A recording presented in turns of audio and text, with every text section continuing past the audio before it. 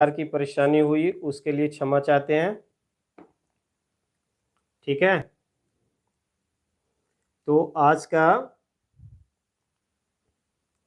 Class को हम लोग शुरू करते हैं। नीतीश और बाकी बच्चे इस चैनल से जुड़ जाएंगे।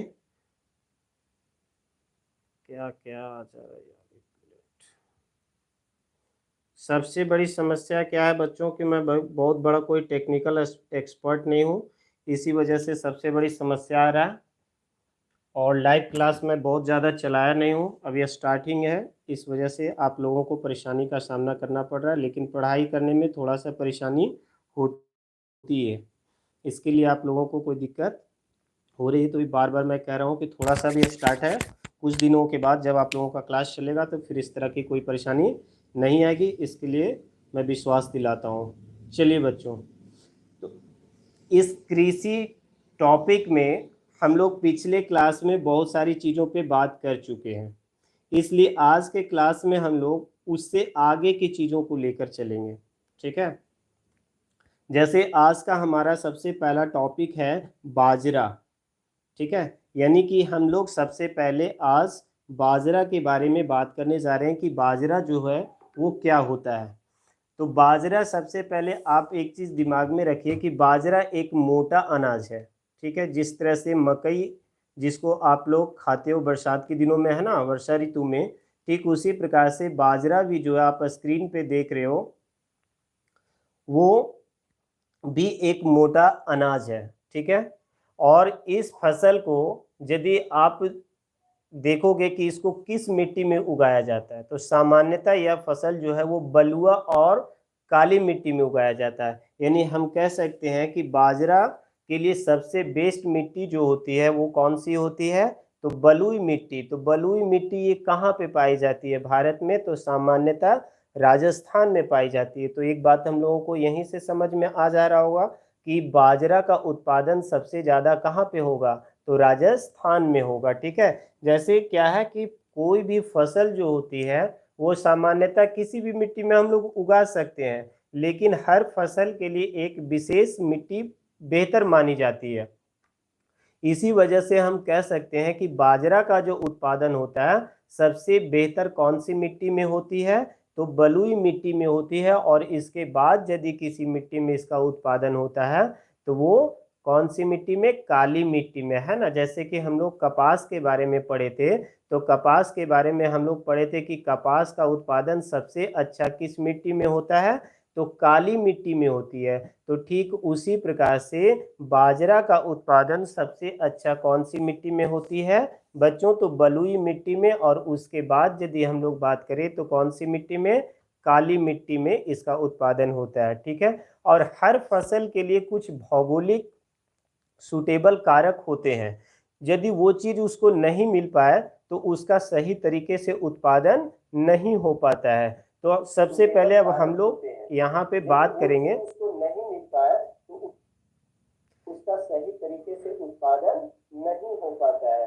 तो हम लोग यहाँ पे देखेंगे कि कौन इस मिट्टी के लिए कौन कौन सा चीज, सॉरी, इस फसल के लिए कौन कौन सा चीज आवश्यक है। तो इसकी खेती के लिए बच्चों ध्यान रखना कि 50 से 60 सेंटीमीटर वर्षा, यानी वर्षा कितना आवश्यक है। जैसे हम लोग चावल में देखे थे कि चावल का उत्पादन के लिए 100 से 200 सेंटीमीटर वर्षा चाहिए ही चाहिए। ठीक है, तो उसी प्रकार से इसका उत्पादन के लिए हमें वर्षा कितना चाहिए, तो 50 से 60 सेंटीमीटर। और अभी बताया कि राजस्थान के क्षेत्रों में वर्षा नाम मात्र की होती है ना, वर्षा वहाँ पे क्या होती है, नाम मात्र की होती है। तो 50 से 60 सेंटीमीटर वर्षा मिल जाती है। टेम्परेचर की बात करें तो टेम्परेचर कितना हो जाता है वहाँ, 20 से 21 डिग्री सेल्सियस तापमान इसके लिए सबसे बेहतर माना जाता है। ठीक है, लिख रहा है कि यह फसल जो होती है वो पोषक तत्वों से प्रचुर होता है। मतलब ये फसल जो होती है पोषक तत्व, मतलब हालांकि ये फसल जो होता है वो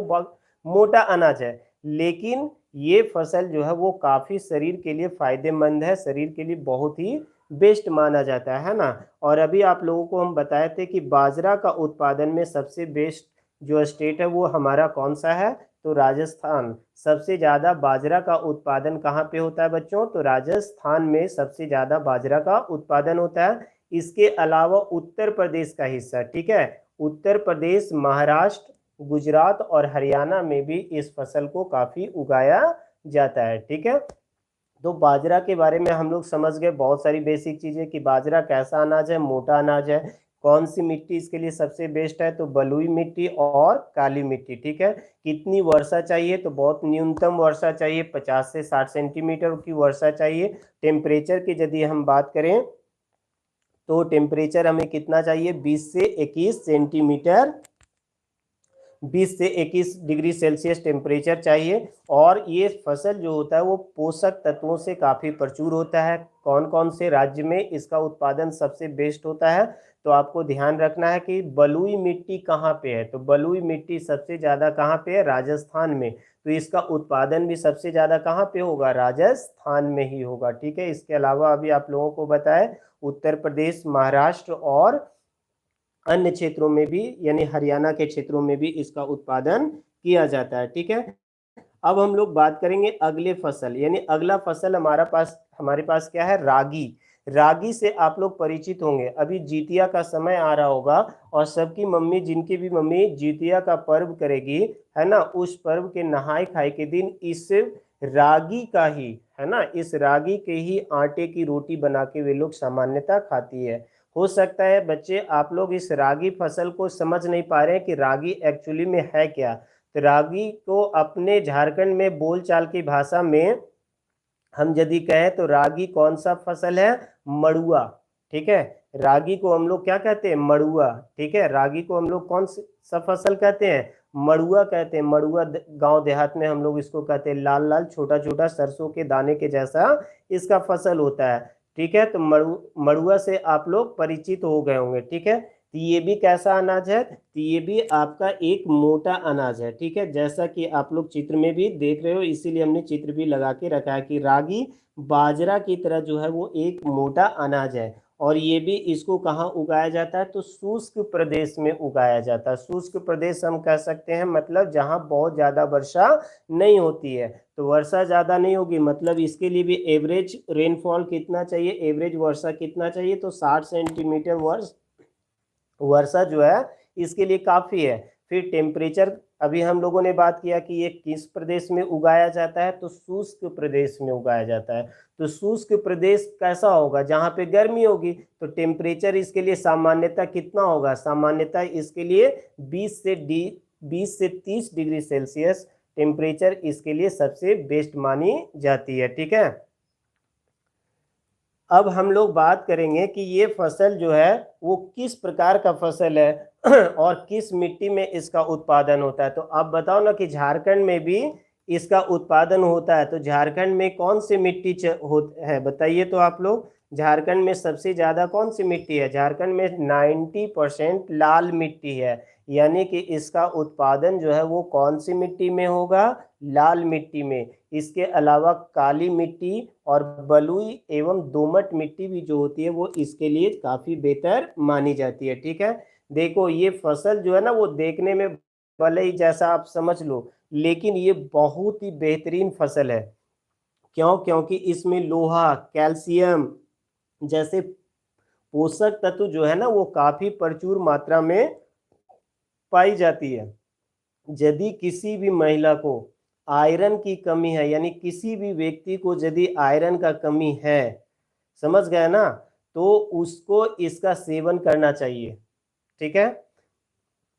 यदि कोई भी व्यक्ति कुछ दिनों तक इसका सेवन करता है, अलग अलग तरीके से इसको लोग सेवन करते हैं, इसका पेस्ट बना के भी लोग यूज करते हैं, इसकी रोटी भी यूज करते हैं, समझ गए ना।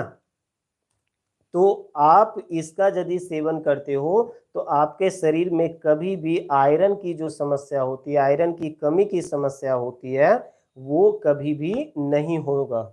इसलिए आप लोग से कह सकते हैं कि आप लोग ज़्यादा से ज़्यादा इस फसल का सेवन करिए, है ना।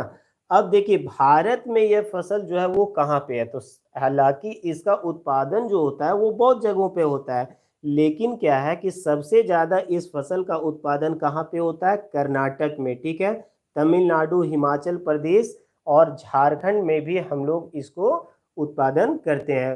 सामान्यतः देखना ना कि गर्मी का जब सीजन आता है ना, तो गर्मी के सीजन में गांव देहात में देखना टाड़ जिसको हम लोग कहते हैं, है ना, तो टाड़ में इसको हम लोग लगा देते हैं और लाल लाल छोटा छोटा सरसों का जो दाना होता है ना, जैसा वैसा ही इसका फसल होता है। अभी तो बता रहे हैं कि सबसे कॉमन आप लोग अभी देख लेना, 2-4 दिनों के बाद इसका सेवन जो है आपकी मम्मी जो है वो जितिया का नहाय खाए के दिन करेगी। ठीक है, बहुत बेहतरीन फसल है बच्चों।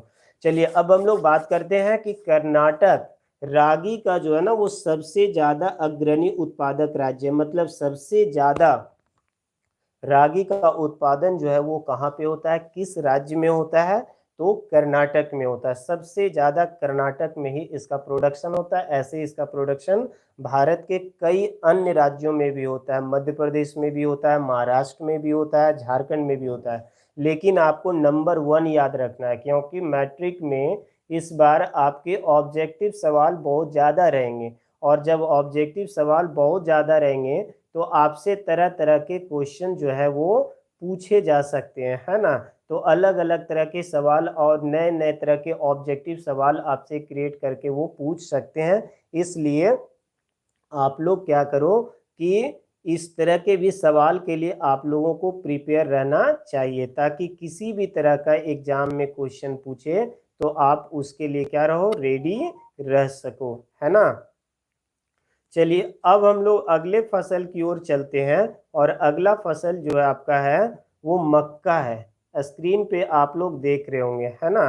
तो मक्का को हम लोग गरीबों का चावल कहते हैं। मक्का को हम लोग क्या कहते हैं, गरीबों का चावल कहते हैं। और मकई के बारे में तो हमें बहुत कुछ बताने की आवश्यकता नहीं है, क्योंकि मकई से आप सभी जो है वो परिचित है ना। और गांव देहात में तो इसका खेती तो मत कहो, जितना ज़्यादा कह सकते हो उतना ज़्यादा होता है। लगभग ऐसा कोई गांव नहीं है जहाँ पे मकई की खेती नहीं की जाती है।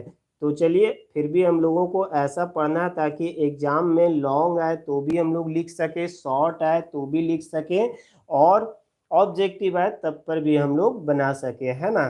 तो देख रहे होंगे स्क्रीन पे कि मक्का एक ऐसा फसल है जिसका प्रयोग खाद्यान्न और चारा दोनों रूप में प्रयोग किया जाता है। मतलब हम लोग इस फसल का यूज जो है खाद्यान्न के रूप में, मतलब हम लोग खुद भी खाते हैं और जानवरों को भी खिलाते हैं। सामान्यतः यदि मैं बात करूं तो अमेरिका में, है ना, अमेरिका में इस मकई का सबसे ज़्यादा उपयोग जो है वो जानवरों को खिलाने में किया जाता है, और विशेष करके सूअर को खिलाने में इसका उपयोग किया जाता है। लेकिन हमें उससे कंपेयर नहीं करना है, अमेरिका से कंपेयर नहीं करना है। ओके, यह जो है वो कैसी फसल है, तो यह एक खरीफ फसल है। हम लोग मकई के बारे में बात करेंगे तो मकई कैसी फसल है, खरीफ फसल है। और मैं जब इस चैप्टर का पहला वीडियो बनाया था तो उस चैप्टर में ही स्टार्ट में ही मैं आप लोगों को समझाया था बहुत ही अच्छे ट्रिक के माध्यम से कि कौन सा फसल जो है वो खरीफ फसल होता है और कौन सा फसल जो है वो रबी फसल होता है। तो आप सामान्यतः उस चीज से भी सीख गए होंगे, या फिर यदि आप गांव से बिलोंग करते हो तो आपको इतना पता होगा कि आप लोग के पिताजी या दादाजी जो है वो मैदान में, टांड में जो है वो मकई को कब बोते हैं, जब वर्षा ऋतु शुरू होने वाला रहता है। जैसे ही बारिश शुरू होती है उसी समय हम लोग मकई को लगाते हैं। तो उस समय जो वर्षा ऋतु में जो फसल बोई जाती है तो सामान्यतः हम लोग उसको कौन सा फसल कहते हैं, खरीफ फसल ही ना कहते हैं। ठीक है, तो हम लोग क्या कहेंगे कि मकई जो है वो कैसी फसल है, एक खरीफ फसल है। परंतु बिहार एवं कुछ अन्य राज्यों में, यानी बिहार के साथ साथ भारत के कुछ अन्य राज्यों में इसे रबी फसल के रूप में भी उगाया जाता है। यानी मकई खरीफ फसल भी है और साथ ही साथ कैसी फसल है, रबी फसल है। एक्चुअली में आज के ज़माने में आप लोग देखते होंगे तो मार्केट में सालों भर लगभग 1-2 महीने की गैप हो तो हो, नहीं तो आप खोजोगे मार्केट में तो मकई आपको साल भर मिल जाएगा, है ना। क्योंकि आजकल की जो कृषि का तकनीक है वो बच्चों वो बदल गया है। हाइब्रिड किस्म के बीज आ रहे हैं, प्लस साथ ही साथ इस प्रकार के फर्टिलाइजर्स आ गए हैं। तरह तरह के आधुनिक कृषि में तकनीक का उपयोग होने लगा है, जिस वजह से मकई एवं अन्य फसलों को भी, यानी जो खरीफ है उसको रबी में भी और जो रबी है उसको भी खरीफ में ऋतु में भी उगाया जा रहा है। यानी मकई का उत्पादन मेनली जो है वो खरीफ फसल के रूप में की जाती है, लेकिन साथ ही साथ मकई को हम लोग रबी फसल के रूप में भी उगाते हैं, है ना। इस फसल के उत्पादन के लिए 50 से 100 सेंटीमीटर वर्षा, यानी इसको यदि हम प्रोडक्शन करना चाहते हैं तो कितना पानी चाहिए, 50 से 100 सेंटीमीटर वर्षा पानी चाहिए, लेकिन बहुत ज़्यादा बारिश नहीं। अभी मकई का बीज यदि आप टांड में, मैदान में, खेत में लगाए हो, लेकिन बहुत ज़्यादा बारिश हो जाए तो वो उसका बीज जो है वो अंकुरित नहीं हो पाएगा, या फिर यदि वो अंकुरित होकर यदि वो मकई एक छोटे पौधे के रूप में और बहुत ज़्यादा बारिश होगा तो मकई का पौधा जो होता है वो बहुत ज़्यादा स्ट्रांग नहीं होता है ना। तो इस वजह से क्या हो पाती है कि मकई का फसल जो है बर्बाद हो जाता है ना। इसीलिए कहा गया कि इसकी खेती के लिए वर्षा कितना चाहिए, 50 से 100 सेंटीमीटर वर्षा, ठीक है। और टेम्परेचर की यदि हम बात करें तो टेम्परेचर की बात करेंगे तो कितना हो जाएगा, 21 से 27 डिग्री सेल्सियस तापमान। अच्छा, उन्नत हमसे मैसेज कर रहा है कि सर HYV सीड्स के बारे में बात करिए, थोड़ा एक्सप्लेन कर दीजिए ना।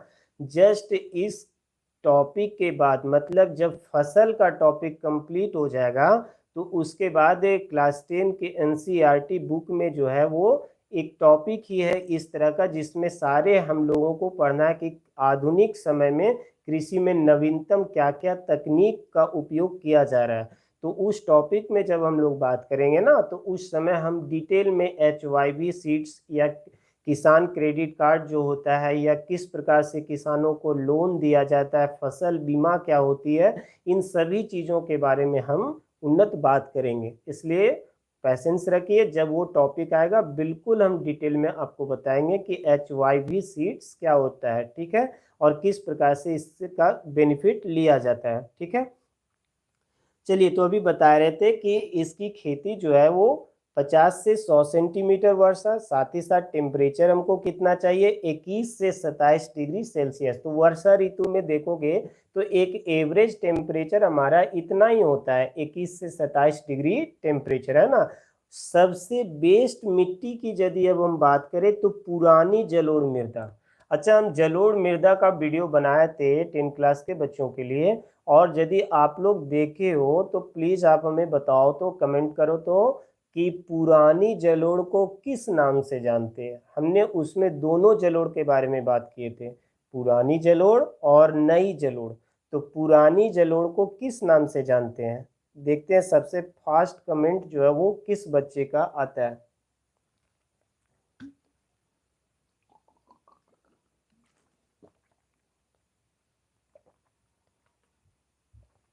कमेंट कीजिए बच्चों, क्लास चालू हो गया है। बांगर, वेरी गुड। उन्नत, क्लास 9 का बच्चा होके क्लास 10 का इतना एक्सपर्ट जवाब दे रहा है, वेरी गुड, बहुत अच्छा, ऐसे ही मेहनत करते रहो, ठीक है। चलिए, और कोई बच्चे, चलिए यदि नहीं पता तो आप एक बार फिर से उस वीडियो को देख सकते हो, एलुवियल सॉइल के बारे में बहुत डिटेल में हमने वीडियो बनाया है, आप लोग उसको भी देख सकते हो, ठीक है। अच्छा, एक बात और मैं बता दूं कि जिन बच्चों को इस टॉपिक का PDF चाहिए वो हमसे कांटेक्ट कर लेंगे, ओके।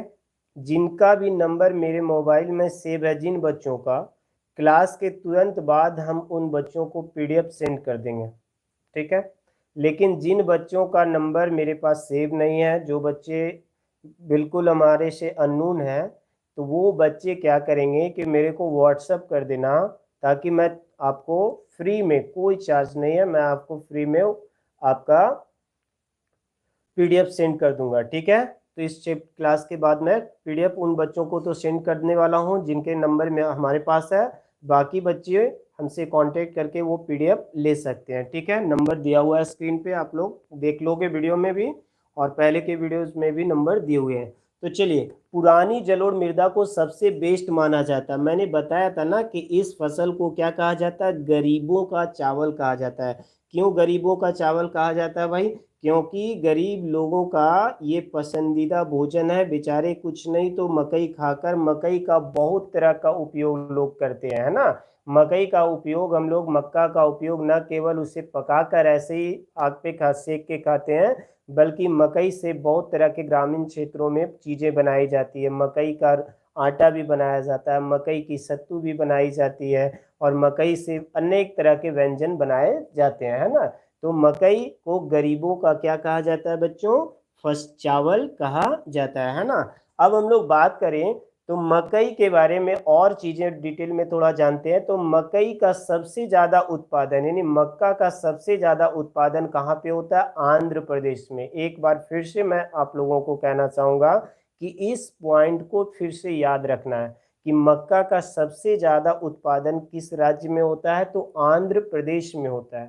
ठीक है, याद रखना। ऑब्जेक्टिव के लिए परीक्षा में पूछ देगा ना, मल्टीपल चॉइस क्वेश्चन में, कि निम्न में से किस राज्य में मक्का का सबसे ज्यादा उत्पादन होता है? तो मक्का का सबसे ज्यादा उत्पादन कहाँ पे होता है?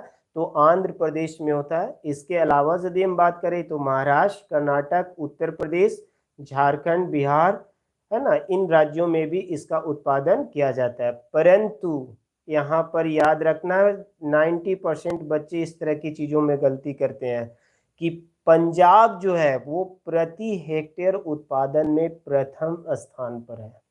लेकिन आपको देखिए क्वेश्चन में कैसे फंसा सकता है। यदि पूछे कि मक्का का अग्रणी उत्पादक राज्य कौन है, तो आंध्र प्रदेश आंसर होगा।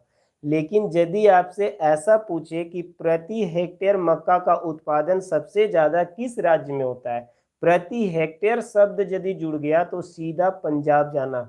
क्योंकि फिल्मों में भी कम से कम आप लोग सुने होंगे मक्के की रोटी सरसों का साग, है ना। पंजाब का ये पसंदीदा व्यंजन है कि मक्के की रोटी, मक्के का बना हुआ रोटी और सरसों का साग उन लोगों का सबसे बेहतरीन व्यंजन के रूप में जाना जाता है ना। प्रति हेक्टेयर क्या होता है, नीतीश पूछ रहे हैं। अच्छा चलो ठीक है, मैं तुमको कॉल करके समझा दूंगा प्रति हेक्टेयर क्या होता है। ये मेजरमेंट है, समझ गया ना, जमीन का और उत्पादन का ये एक मेजरमेंट है। अब हम लोग बात करेंगे अगले फसल की ओर, दलहन। दलहन के बारे में तो आप लोगों को पता है, यानी दलहन कहने का तात्पर्य है दाल, है ना।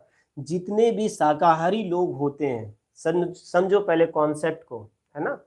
जितने भी शाकाहारी तरह के लोग होते हैं उन लोगों को, उन लोगों के बॉडीज में यानी प्रोटीन का सबसे बड़ा जो सोर्स होता है वो दाल ही होता है। यानी जो नॉनवेज खाने वाले लोग होते हैं उनके शरीर में तो प्रोटीन लेने का उनका बहुत तरह का सोर्स है। लेकिन जो शाकाहारी भोजन पसंद करने वाले लोग होते हैं उनके लिए प्रोटीन प्राप्ति का सबसे प्रमुख साधन क्या होता है बच्चों? दाल होता है।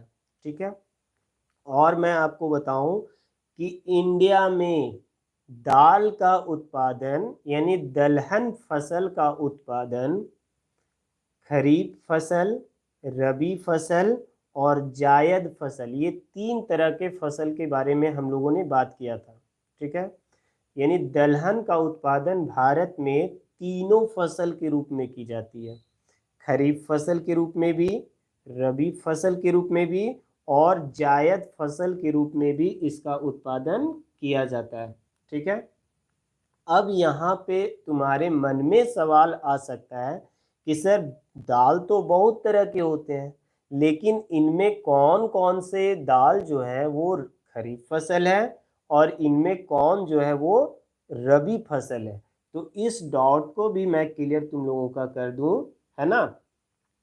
कि सबसे पहले मैं बता दूं कि अरहर, अरहर समझ रहे हो, चना, मटर और मसूर, फिर से मैं नाम को रिपीट कर रहा हूँ, कोई हड़बड़ी नहीं है। अरहर, चना, मटर और मसूर, ये सारे जो दलहन के फसल है ये रबी फसल के रूप में इसकी खेती की जाती है। ठीक है, अरहर, चना, मटर एवं मसूर किस प्रकार का दलहन फसल है? तो रबी। ठीक है, ठीक इसी प्रकार से यदि हम लोग बात करें तो मूंग की बात करें, उड़द का बात करें, ठीक है। और एक दलहन और होती है लोबिया, शायद तुम लोगों को पता नहीं है। मूंग और उड़द कम से कम समझो, मूंग और उड़द जो है आपका वो खरीफ फसल है, ठीक है। तो किस प्रकार के हम लोगों ने देखा कि दलहन जो है वो खरीफ फसल भी है, रबी फसल भी है और जायद फसल भी है, ठीक है। अब देख रहे होंगे कि स्क्रीन पे आपका लिख रहा है कि दलहन, है ना, दलहन भारत में सर्वाधिक दलहन मध्य प्रदेश और महाराष्ट्र, ठीक है। सबसे ज्यादा कहाँ कहाँ पे, तो याद रखना है आपको कि दलहन का प्रोडक्शन सबसे ज्यादा कहाँ पे, मध्य प्रदेश में, और उसके बाद कहाँ पे, तो महाराष्ट्र में। यानी दोनों के बीच में बड़ा क्लोज कंपटीशन है। किसके किसके बीच में, मध्य प्रदेश और महाराष्ट्र के बीच में। कभी कभी महाराष्ट्र में दलहन का फसल जो है वो सर्वाधिक हो जाता है और मध्य प्रदेश जो है वो दलहन का प्रोडक्शन करने में नंबर 2 पे आ जाता है। तो स्क्रीन पे आप लोग देख रहे होंगे, है ना, कि मध्य प्रदेश, उत्तर प्रदेश और महाराष्ट्र में ये उगाया जाता है, ठीक है। विश्व का 20% दलहन का उत्पादन जो है ना अकेले भारत में होता है। मतलब पूरी दुनिया में जितना दाल का प्रोडक्शन होता है उसका अकेले 20% दाल का प्रोडक्शन जो है वो कहाँ पे होता है, तो इंडिया में होता है। क्यों भाई, तो क्योंकि सबसे ज़्यादा डीवीसी खाने वाले हम ही लोग ना हैं इंडिया में, दाल भात चोखा खाने वाले, ठीक है। विदेशों में तो अलग अलग तरह के व्यंजन है, अलग अलग तरह के लोग भोजन पसंद करते हैं, लेकिन भारत एक ऐसा देश है जहाँ पे भाई दाल चावल लोगों का बहुत ही फेवरेट है। इसलिए मैं कह रहा हूँ कि पूरी दुनिया में सबसे ज़्यादा दलहन का प्रोडक्शन यानी 20% अकेले कहाँ पे होता है, इंडिया में होता है। इस चीज़ को भी आप लोगों को याद रखना है कि दलहन जो है वो लिक्यूमिनस कुल का फसल माना जाता है। ये भी ऑब्जेक्टिव में आपसे पूछ सकता है कि और साइंस के लिए भी ये इंपॉर्टेंट है ये टॉपिक, कि दलहन जो है वो किस प्रकार का फसल है माना जाता है, साइंस के लिए भी ये है। तो दलहन जो है वो लिक्यूमिनस कुल का फसल है, ध्यान रखोगे, ठीक है। दलहन कैसी फसल है, तो लिक्यूमिनस कुल का फसल है, ठीक है। और इसमें नाइट्रोजन जो है ना वो प्रचुर मात्रा में पाया जाता है, जो मिट्टी की उर्वरता को क्या करता है, बढ़ाता है।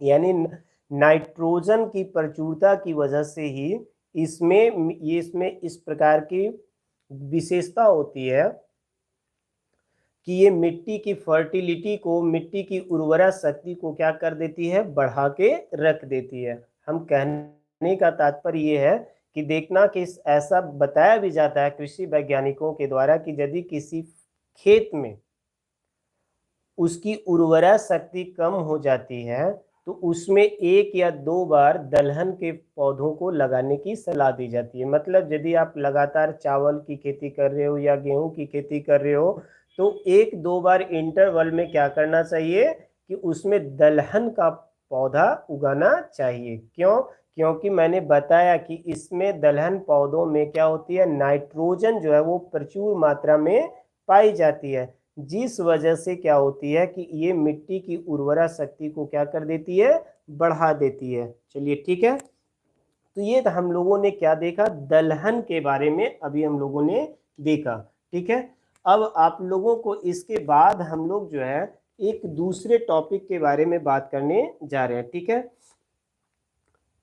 और क्या है कि हालांकि उसका जो है ना वो पीडीएफ बन नहीं पाया, लेकिन फिर भी मैं उसको ऐसे ही क्लास जब चल रही है क्योंकि कृषि जो है वो एक लंबा चैप्टर है और मैं चाहूँगा कि इसको ज़्यादा क्लास ना लेके कम से कम लाइव क्लास में ही इसको कंप्लीट मैं करा दूँ, ठीक है। तो इसलिए गन्ना के बारे में मैं अभी आप लोगों को समझा रहा हूँ, परंतु ठीक है इसका पीडीएफ भी मैं कल बाकी सभी बच्चों को मैं सेंड कर दूंगा, ठीक है। चलिए, तो अब हम लोग अगला टॉपिक के बारे में जो बात करने जा रहे हैं वो हमारा क्या है, गन्ना। यानी गन्ना के बारे में अब हम लोग बात करते हैं। तो आप लोग से रिक्वेस्ट है कि आप लोग जो है वो इस चीज़ को ध्यान से केवल गन्ना के बारे में सुन लोगे तो याद हो जाएगा, ठीक है।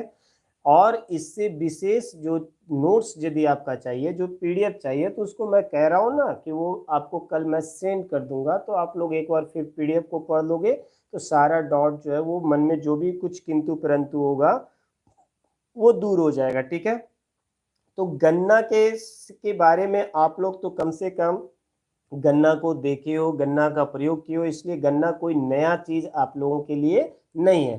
तो सबसे पहले मैं बताऊं कि गन्ना का उत्पादन में भारत जो है वो नंबर 2 में है, यानी पूरी दुनिया में सबसे ज़्यादा गन्ना का उत्पादन करने में भारत का रैंक जो है वो क्या है, सेकेंड नंबर है। ठीक है, पूरे विश्व का आपको ध्यान रखना है, पूरे विश्व का लगभग 40% गन्ना, जैसे अभी मैंने बताया ना कि विश्व का 20% गन्ना का उत्पादन अकेले जो है, सॉरी, पूरे विश्व का दलहन का 20% प्रोडक्शन जो है अकेले भारत में होता है। ठीक उसी प्रकार से पूरी दुनिया में जितना गन्ना का प्रोडक्शन होता है उसका 40% अकेले गन्ना का प्रोडक्शन कहाँ पे होता है, इंडिया में। तो है ना बहुत बड़ी बात कि 40% का प्रोडक्शन अकेले हम लोग करते हैं। कोई बच्चा पूछ रहा है ना कि फर्स्ट, सचिन पूछ रहा है कि फर्स्ट कौन सा देश है। सर ब्राज़ील का नाम आप लोगों को याद रखना चाहिए, नंबर 1 में आपका जो है वो ब्राज़ील है। ठीक है, अब कोई डाउट नहीं है। तो मैं बताया कि गन्ना का सबसे ज़्यादा उत्पादन ब्राज़ील और नंबर 2 में कहाँ पे हम लोग बात करेंगे, तो भारत में, जो अकेले 40% करता है ना। और गन्ना एक ऐसा फसल है जिसको तैयार होने में लगभग कितना समय लग जाता है बच्चों, तो 1 वर्ष।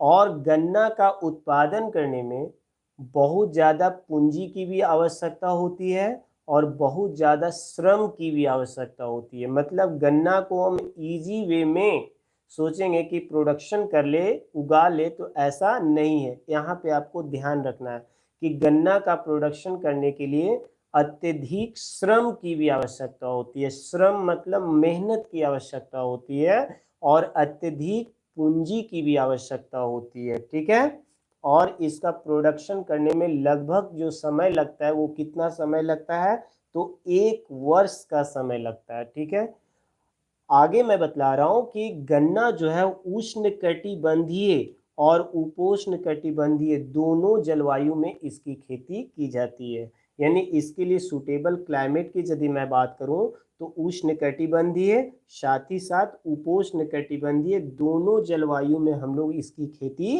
कर सकते हैं। ठीक है, इस फसल की खेती के लिए ध्यान से केवल आप लोग सुनोगे कि गन्ने की खेती के लिए यदि हम एवरेज टेम्परेचर की बात करें तो 20 डिग्री से 27 डिग्री सेल्सियस टेम्परेचर, ठीक है, 20 टू 27 डिग्री एक एवरेज टेम्परेचर इसके लिए बेस्ट माना जाता है। ठीक है, परंतु यदि हम बारिश की बात करें, वर्षा की बात करें, है ना, तो जिस प्रकार से हम लोगों ने देखा था कि चावल का प्रोडक्शन करने के लिए पर्याप्त वर्षा होना आवश्यक है, ठीक उसी प्रकार से गन्ना का भी प्रोडक्शन होने के लिए, गन्ने की खेती करने के लिए भी कम से कम 100 से 200 सेंटीमीटर एक एवरेज रेनफॉल को बेस्ट माना जाता है।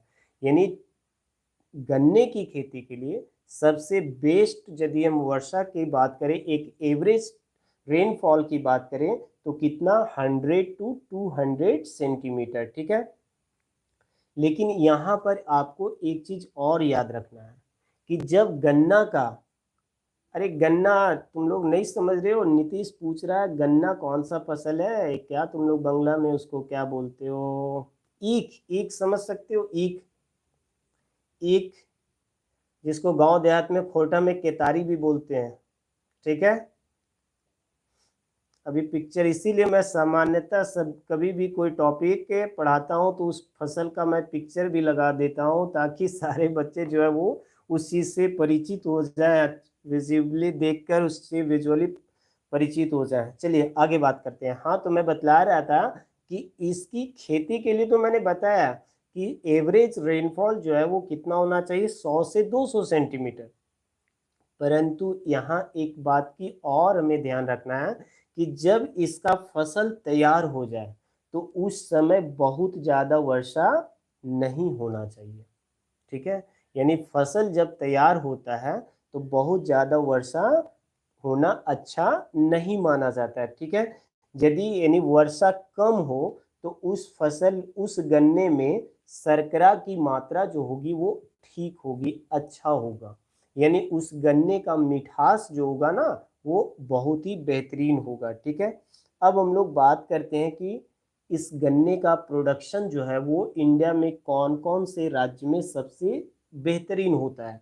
ठीक है, तो गन्ने का उत्पादन की यदि हम बात करें तो यूपी अपना है ना, उत्तर प्रदेश सबसे बेहतर हम कह सकते हैं। इसके अलावा महाराष्ट्र, तमिलनाडु, नाम याद रखना है आपको स्टेट्स का, तमिलनाडु, आंध्र प्रदेश और कर्नाटक में इसका सबसे ज़्यादा उत्पादन किया जाता है। चलो गन्ने के बारे में बात करूँ, एक बात और मैं आपसे पूछ रहा हूँ कि झारखंड में सबसे ज़्यादा, कमेंट करके आप लोग बताओगे, झारखंड में गन्ने का सबसे ज़्यादा उत्पादन किस डिस्ट्रिक्ट में किया जाता है? गन्ने का सबसे ज़्यादा प्रोडक्शन झारखंड में किस डिस्ट्रिक्ट में किया जाता है? पूरे भारत के बारे में तो मैं बताया कि यूपी, लेकिन झारखंड में सबसे ज़्यादा गन्ने का प्रोडक्शन किस डिस्ट्रिक्ट में होता है? ठीक है, आप लोग कमेंट करके मेरे को बताना। ठीक है, चलिए मैं बात कर रहा था कि उत्तर प्रदेश, महाराष्ट्र, तमिलनाडु, आंध्र प्रदेश एवं कर्नाटक में गन्ने की बेहतरीन खेती की जाती है। ठीक है, यहाँ पर एक चीज़ आपके NCERT बुक में भी दी गई है कि वर्तमान समय में यदि हम लोग देखें है ना, तो दक्षिण भारत के राज्यों में, ठीक है, दक्षिण भारत के राज्यों में गन्ने का प्रोडक्शन जो है ना वो काफ़ी तेज़ी से हो रहा है। गन्ने का प्रोडक्शन जो है वो काफ़ी तेज़ी से हो रहा है। ठीक है, कोई बच्चा फिर कमेंट कर रहा है गन्ना क्या है? अरे गन्ना ईख है, गन्ना ईख जिसको कहते हो, छठ वगैरह में लोग यूज करते हैं, सर्दी के दिनों में डंडा जैसा रहता है, ईख कहो, केतारी कहो, गन्ना से परिचित नहीं हो, ये तो बड़ा दुखद बात है भाई।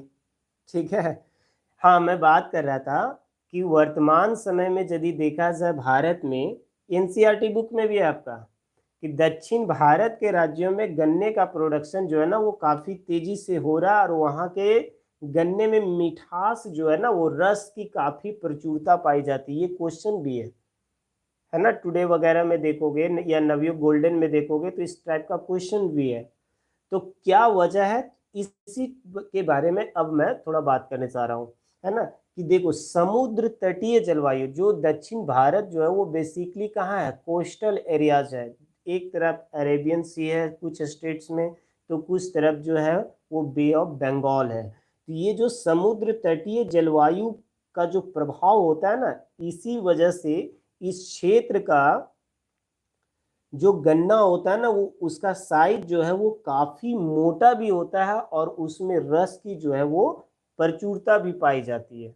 यही वजह है कि समुद्र के तट के जो जलवायु है उसके प्रभाव के वजह से ही इस क्षेत्र में गन्ने का जो प्रोडक्शन होता है उसकी सामान्यता जो साइज होता है वो नॉर्मल साइज से क्या होता है, थोड़ा मोटा भी होता है, और उसमें रस की प्रचुरता भी होती है, मतलब उसमें ज़्यादा मिठास पाया जाता है। ठीक है, यहाँ आपको एक चीज़ मैं और बताऊं कि एक ज्योग्राफी में आपका चैप्टर है इंडस्ट्रीज, है ना, औद्योगिक जो है कल कारखानों के बारे में जो पढ़ना है उसमें हम लोगों को चीनी उद्योग भी पढ़ना है।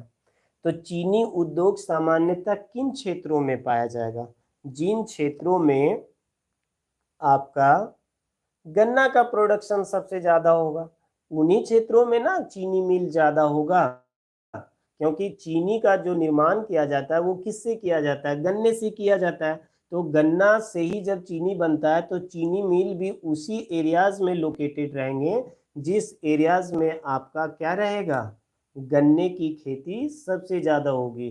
तो गन्ने की खेती जो है वो सामान्यतः किन राज्यों में सबसे ज़्यादा है बच्चों? तो मैं बताया उत्तर प्रदेश और महाराष्ट्र में, है ना, हालांकि बिहार में भी गन्ने की खेती काफ़ी होती है, गुजरात में भी गन्ने की खेती काफ़ी होती है। तो इन्हीं क्षेत्रों में चीनी मिल यानी शुगर मिल जो है वो सबसे ज़्यादा है। ठीक है, तो बच्चों आज के क्लास को अब हम लोग 9 बज गया है, बहुत सारे बच्चे ग्रामीण क्षेत्र से भी इस वीडियो को देख रहे हैं, तो इसलिए मैं आज का क्लास को यहीं पे स्टॉप करता हूं और फिर आप लोगों के बीच उम्मीद है कि मैं आप लोगों के बीच जल्द ही आऊँगा और उसका नोटिफिकेशन भी मैं आप लोगों के बीच डाल दूँगा। ओके।